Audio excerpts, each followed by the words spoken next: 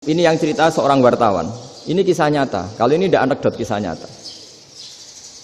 Ada wartawan internasional ngeliput Ramlah. Ramlah itu di Gaza, di Palestina. Wartawan Indonesia ini hanya bisa bahasa Inggris.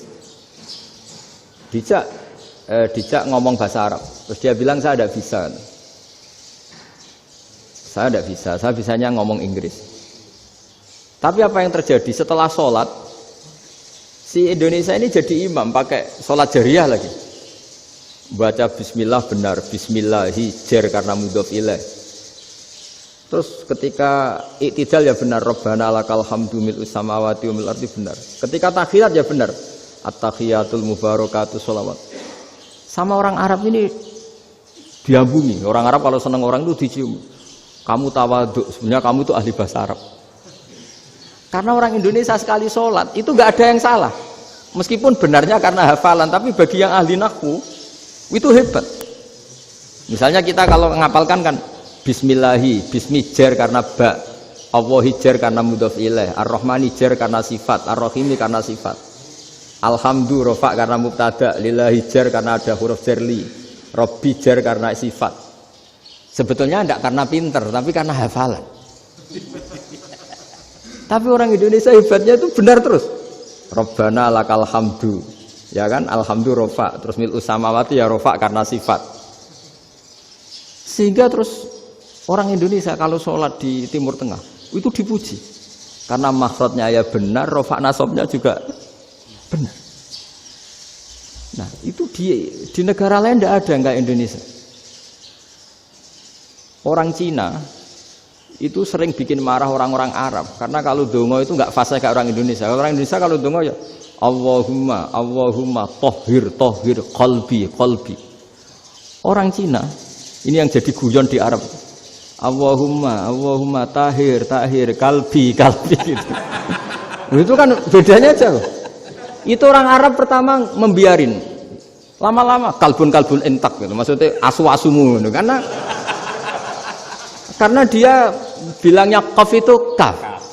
Jadi ka Allahumma do Allah tahir. Kula aturi nyucekno panjenengan kalbi ing asu ingsun kan.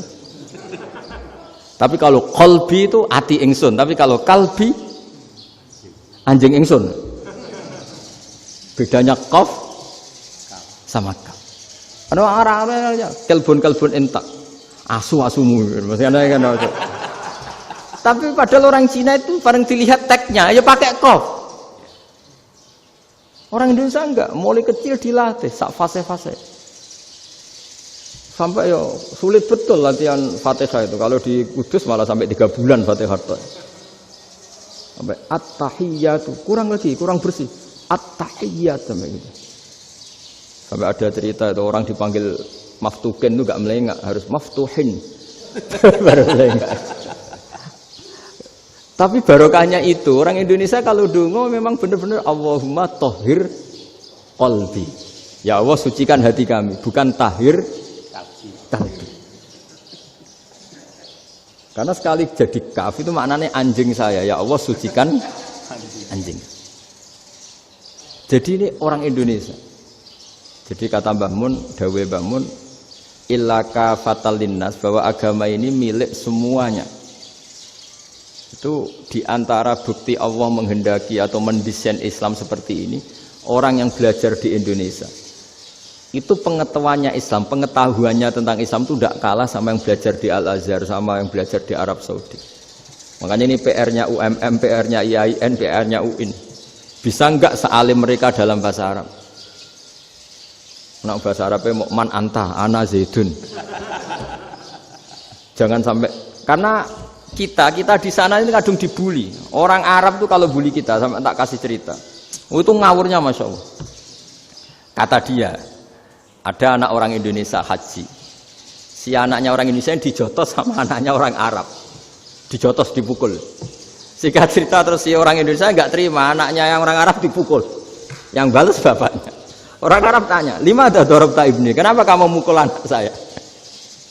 Itu orang Indonesia bahasa, wah aku biasa. Jadi hanya bilang gitu. Artinya anak saya dihada ya maka tak ada. Bahasa Arabnya gitu. Anak saya dipukul maka saya balas mukul. Itu orang Arab mantuk-mantuk gitu. Paham? Suatu saat ada orang Indonesia itu sama orang Arab itu dilus-lus. Dilus-lus itu ya digini-giniin. Karena dia latihan bahasa Indonesia, latihan bahasa Arabnya itu masih mufrodat. Jadi kalau mengartikan yadun itu tangan, saro itu jalan. Jadi kalau jalan ya saro-saro. Roksun itu kepala. Ana itu ingsun. Jadi karena dia nggak ngerti penggunaannya. Itu bahasa Arabnya itu yadun anta. Jadi bukan yaduka tapi yadun anta. Berarti tangan kamu. Saro-saro itu jalan-jalan. Ala roksi ana yang atasnya sira ingsun. Jadi mestinya yang benar kan yaduka saro ala roksi atau gitu. Tapi enggak dipotong-potong. Yadun tangan kan, anta kamu. Berarti tangan kamu. Saro-saro jalan-jalan. Roksun itu sirah, ana ingsun. Jadi di atas kepala saya. Orang Arab tertawa-tawa. Tapi paham. Kalau maksudnya seperti itu. Jadi kita ini dibully di Arab itu Masya Allah. Jadi akhirnya lahirlah ulama-ulama tadi yang saya sebut tadi. Bahkan pernah lama sekali ulama Indonesia itu jadi master di Arab Saudi. Yaitu Senawi Banten. Itu kalau orang sana bilang itu Sayyidu Ulama Il-Hijaz. Top-topnya ulama Mekah Madinah. Padahal beliau orang Indonesia. Dan dimakamkan di Ma'la itu dekat makamnya Sayyidah Khadijah. Karena sangat dihormati. Nah, di antara sebab dihormati adalah ketika orang memahami syahid, maknanya pokoknya maktulal kafir.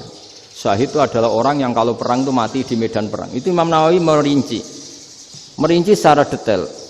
Kalau dia perang supaya tujuannya mati syahid cepat ke surga, berarti dia nuruti hadzun nafsi. Ingin cepat ke surga. Tapi dia lupa bahwa dia dengan terbunuh, pasukan Islam berkurang kekuatan. Maka syarat perang yang benar adalah ya ingin menang. Di mana-mana perang ya lillahi kalimatillah supaya kalimat Allah itu menang. Jangan ingin kalah. Soal dia mati takdir, tapi jangan ingin mati. Wah itu terus dikagumi. Ternyata memang, oh iya ya kalau pasukan Islam 10, kafir 10, kita ingin syahid, berarti ya kalau orang ingin syahid kan terus mungkin perangnya ada hati-hati, main ngawur saja terus kalah mati. Sudah kalong satu kan, terkurangi satu kan. Nah kalau semuanya 10 punya niat gitu, nah itu Syekh Nawawi. Syekh Nawawi itu orang yang begitu gampang nerangkan Quran.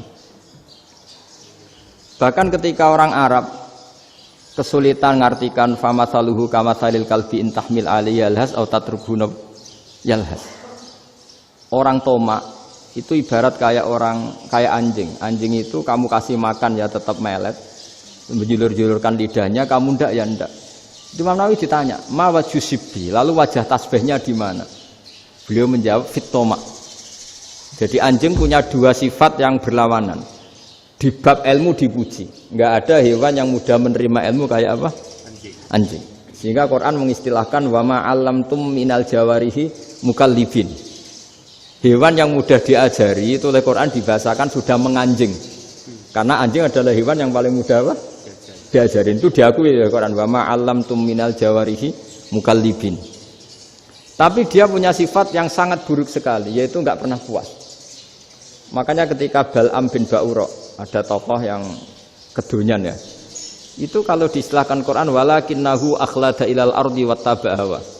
Famasaluhu kamatsalil kalbi in tahmil 'alaihi yalhas aw tatrukhu yalhas. Jadi anjing punya dua sifat yang berlawanan.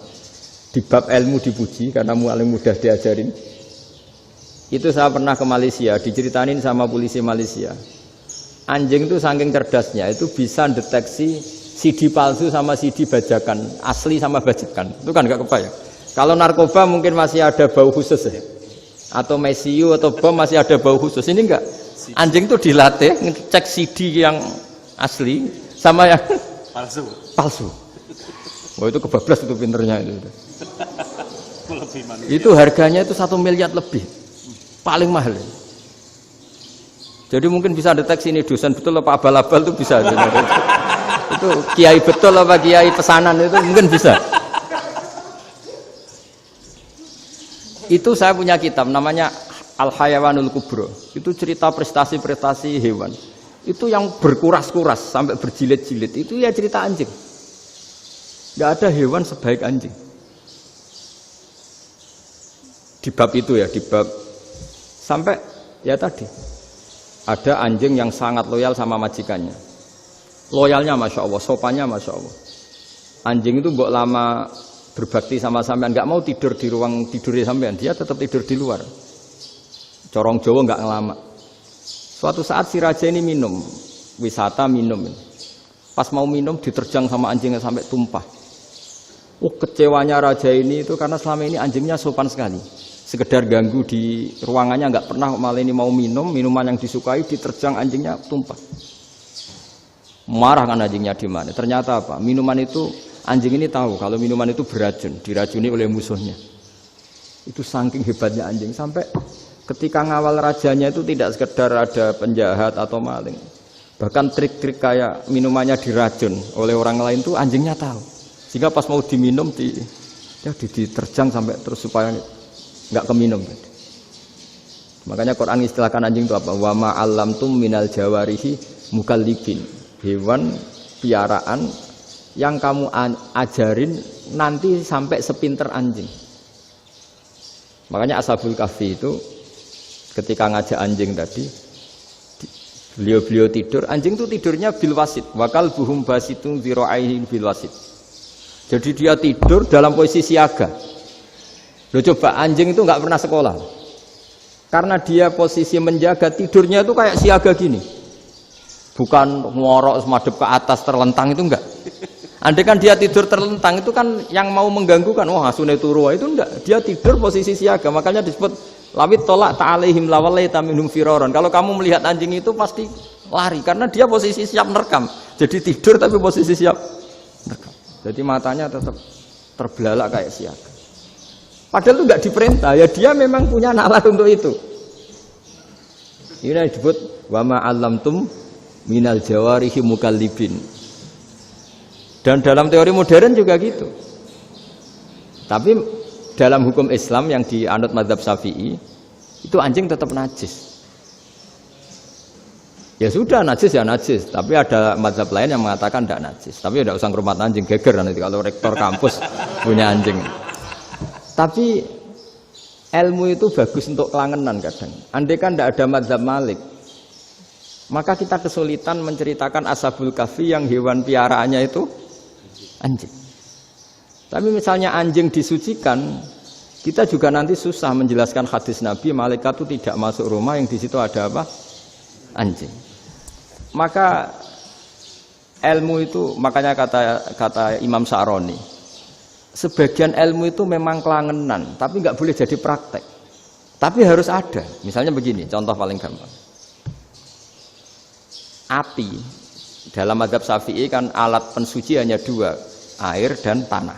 Ya saya ulang lagi, air dan tanah, yaitu tanah untuk mensucikan najis anjing. Imam Abu Hanifah menambahkan api. Mazhab Syafi'i itu agak kesulitan ketika ada batu bata dibikin dari tanah-tanah yang bercampur kotoran. Mazhab Syafi'i akan kesulitan karena di situ ada najis yang jadi materinya bata. Hukumnya gimana kalau nanti dipakai masjid? Tapi barokahnya ada beberapa mazhab. Abu Hanifah mengatakan dan api. Jadi apa tadi air, tanah, api. Alasannya masuk akal. Ketika usatul mukminin, orang-orang mukmin yang ahli maksiat itu sebelum masuk surga, kalau dia dosanya banyak itu dibakar dulu supaya suci. Emas itu untuk memisahkan dengan materi lain juga harus dibakar. Berarti api termasuk alat. Artinya gini, batu bata yang materinya dari tadi najis sekalipun, ini menjadi suci karena ngalami pembakaran. Tapi kata Imam Sa'roni, ilmu ini hanya sebagai ilmu. Jangan sampai kalau kamu mau wudu gak ada air terus membakar diri lah, ini ribet kan. Jadi ilmu itu sebagian memang untuk kelangenan. Karena kita butuh. Andai kan tidak ada mazhab Abu Hanifah, maka kita akan kesulitan pakai bata. Kita tahu cara bikinnya kadang di tempat yang kotor, di tempat yang najis. Tapi karena ini ngalami dibakar, maka hukumnya suci menurut mazhab Abu Hanifah. Dan itu sering. Ulama itu sampai sampai apa? Saya punya kitab fikih namanya Fardul Masail. Pengandaian ada masalah. Jadi masalah itu belum terjadi tapi diandaikan. Misalnya kayak di Texas. Bumi itu bulat bola. Texas itu kalau dibor itu pas Ka'bah. Lalu kiblatnya di mana? Bumi ini kan hanya rubuk-rubuk seperempat. Yang ada arah itu seperempat. Tapi kalau Ka'bah itu sama Texas atau Texas dengan Ka'bah itu lalu kiblatnya mana? Wong sudah bebas arah. Maka ilmu mengatakan mara'ahu muslimuna hasanan fawa indahu hasanun. Kamu jangan nuruti ilmu hakikat tapi nuruti mindset. Kalau mainstreamnya orang banyak seperti itu, mindsetnya orang sana misalnya Ka'bah sana ya ikut sana. Tapi ini tidak mewakili hakikat karena kalau yang 380 derajat itu kan terus ribet. Makanya ini kesulitan di bab-bab fikih. Ya saya ulang lagi kesulitan di bab-bab fikih. Makanya fikih itu selalu bicara misalnya gini, ada orang sholat. Saya ulang lagi. Setelah salam pertama dia kentut, itu sholatnya batal apa enggak? Itu lama berdebat. Yang dikatakan rukun sholat itu salam pertama. Sehingga orang kalau sudah salam pertama, maka sudah keluar dari sholat. Maka kalau kentut enggak apa-apa, wong yang keluar dari sholat itu salam pertama. Tapi lalu pertanyaannya, kenapa Nabi salam 2 kali? Lalu yang kedua gunanya apa? Ribet kan, partai ini kalah pasti kalau ditanya gitu.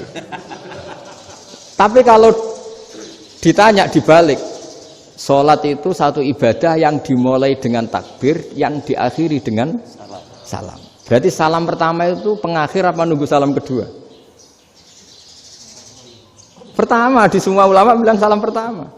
Kalau salam pertama sudah pengakhir, berarti pembatalan setelah itu nggak punya efek, nggak punya akibat. Itu kan ribet. Debat fikih itu memang ribet.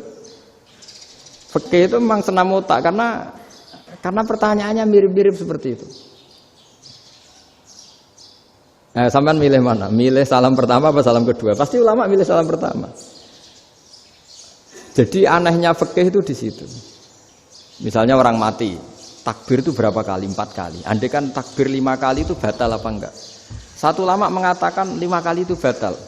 Karena rukunnya sholat jenazah itu takbir 4 kali. Berhubung ini rukun, kalau nambahi ke 5, berarti menambahkan rukun. Kayak kamu sholat, rukuk 2 kali kan batal.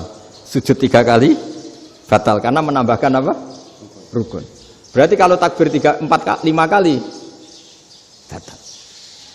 Tapi pertanyaannya, takbir itu adalah wiridan biasa, sehingga kalau ditambahkan nggak punya akibat, batal.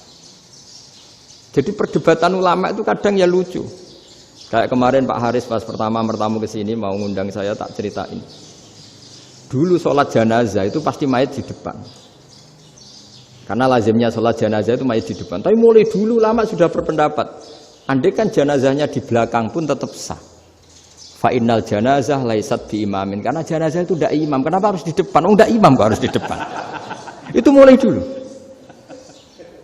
Sehingga ketika Arab Saudi pernah mengalami tragedi, ada orang yang dibungkus kayak mayit, ternyata senjata. Setelah di dekat Ka'bah dipakai. Dulu tragedi tahun berapa itu? Pokoknya pernah ada tragedi itu. Semenjak itu Arab Saudi kalau ada orang mati tetap di kamar mayit, terus ada sholat jenazah. Padahal mayitnya di belakang yang jamaah. Jadi meskipun kita tidak akan bikin ajaran baru jenazah di belakang, ya tidak keren, kasihan kan. Tetap biasanya di depan ya di depan. Tapi meskipun jenazah ini di depan, kita tetap berpendapat, andai kan di belakang tetap sah, tapi nggak usah dipraktekkan. Nah, pentingnya ilmu ini begini. Saya misalnya di Rembang, boleh nggak nyolati ghaib jenazah yang di Surabaya? Boleh kan? Padahal yang kita solati di belakang. Jadi ilmu itu penting. Cocok tidak cocok, namanya ilmu itu penting. Terus ada gini lagi pertanyaan di fikih. Memang saya sengaja akan ngaji fikih. Kalau ngaji intelektualitas orang Muhammadiyah juara lah. Tapi ini ngaji fikih. Ada orang sarongnya itu pas sampai lutut. Kalau berdiri lututnya tertutup. Tapi nanti kalau ruko agak jengking lututnya terbuka. Itu batalnya nunggu ruko apa mulai takbir sudah batal? Padahal pasti nanti batal kalau ruko ini. Itu ada ulama yang mengatakan, ya batalnya nunggu ruko. Bagaimanapun terjadinya pembatalan waktu ruko. Ada ulama mengatakan yang enggak mulai awal sudah tidak sah itu, karena pasti ngalami batal. Nah, pertanyaan-pertanyaan seperti itu penting karena lalu Allah menilai apa? Ya nilai niatnya. Misalnya gini, kalau contoh itu mungkin Anda tidak tertarik, tapi contoh begini. Kita mau operasi jam 10 siang. Kita tahu kalau nanti 10 siang akan divonis medis harus makan karena mau berobat. Malamnya itu kalau kamu orang soleh, bayangkan kamu orang soleh. Kalau tidak orang soleh kan tidak punya komitmen. Kamu milih niat puasa, apa enggak jam 10 mesti mokak menisan raposo. Kamu orang soleh. Kalau kamu orang soleh pasti milih puasa, karena ini Ramadan. Meskipun nanti jam 10 pasti disuruh batal sama dokter. Setidaknya kita berpikir gini, nak mati jam itu paling enggak ditulis saya sebagai orang yang puasa. Jadi perasaannya orang soleh itu beda. Kalau orang kok sampean barang menisan raposo kok ya mesti. Sampean tidak pernah berpikir bahwa puasa mulai fajar sampai jam 10 itu luar biasa. Bisa saja kita mati jam 7, bisa saja mati jam 6. Kan ditulis Allah sebagai orang yang berkomitmen terhadap puasa. Terus ada kemungkinan kecil, adalah jam 10 itu dokternya sakit atau nggak jadi ke sana. Berarti kamu kan nggak jadi boga. Kan ya mungkin juga. Sama yang tadi. Delala sebelum ruko ana wong sing nyarongi sampean. Sehingga sholatnya normal. Kamu tidak menemukan pakaian yang pas, jebule pas setelah ruko, mau ruko ana wong wah sholatnya kira bener disarongi. Itu agama. Jadi agama itu dimulai dari mana coba? Dimulai dari niat, dari komitmen. Nah, sekarang kelirunya kenapa ada garis keras? Agama itu dimulai dari keinginan ideal. Itu yang mulai itu ada orang-orang garis keras. Agama ini enggak, agama ini dimulai dari niat. Sampai ada kaidah agama ma la yudraku kullu la yudraku kullu. Kalau tidak bisa ideal jangan ditinggalkan sama sekali. Tapi orang enggak, sekarang bayangkan Islam itu ideal. Pemimpinnya ya soleh, masyarakatnya soleh, enggak ada maksiat, enggak ada apa. Nan apa ilmu? Kalau secara ilmu mulai dulu ya ada orang dolim, ada orang soleh. Nabi kurang baiknya. Di angkatan itu ya ada orang munafik. Sehingga ulama itu sudah berpendapat ideal itu piye? Zaman Nabi saja ada orang apa? Munafik. Itu ilmu. Kalau nuruti kelangenan inginnya dunia ya steril, enggak ada maksiat, enggak ada. Dan agama itu diciptakan Allah itu memang unik. Calon nabi misalnya, Nabi Musa itu sing rumat Fir'aun. Ketika Nabi Muhammad lahir sing ribet manitia ini Abu Lahab. Ora dosen UMF. Coba. Karena Allah ingin memaklumatkan ke kita bahwa agama ini akan hidup di kondisi apapun. Asia, istrinya Fir'aun itu termasuk mukminah yang dipuji Quran. Padahal dia bukan istrinya pengurus NU atau pengurus Muhammadiyah, istrinya Fir'aun. Tapi itu pelajaran bagi kita bahwa orang-orang baik itu tidak harus di lingkungan yang baik. Masjid paling makmur itu kadang di dunia mungkin ya jangan bakas Mekah Madinah itu karuan. Mungkin di antara masjid yang makmur justru yang di Kanada, di Amerika mungkin. Karena merasa minoritas itu perpustakaannya ada, kajiannya ada. Tapi banyak masjid di daerah pesantren yang malah sepi. Karena kiainya tahu jamaah di masjid itu wajib. Lalu itu ada daerah pesantren, saya ulang lagi ada daerah pesantren. Didikon pengajian, monggo nekani pengajian, maca selawat ning omah ganjaran padha wae. Ribet kan? Mau dibantah itu benar. Mau dibiarin merusak tatanan. Jadi saya mohon sekali ya, jadi ilmu itu diperbandingkan supaya